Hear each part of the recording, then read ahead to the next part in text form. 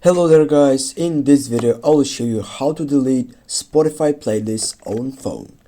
Firstly guys, make sure that you open the Spotify application and then you should go on the third section that says your library.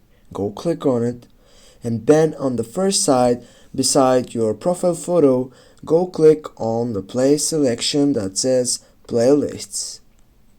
Now as you can see, here are all playlists on your Spotify account. Now click and choose what Spotify playlist do you want to delete. For example, the second one.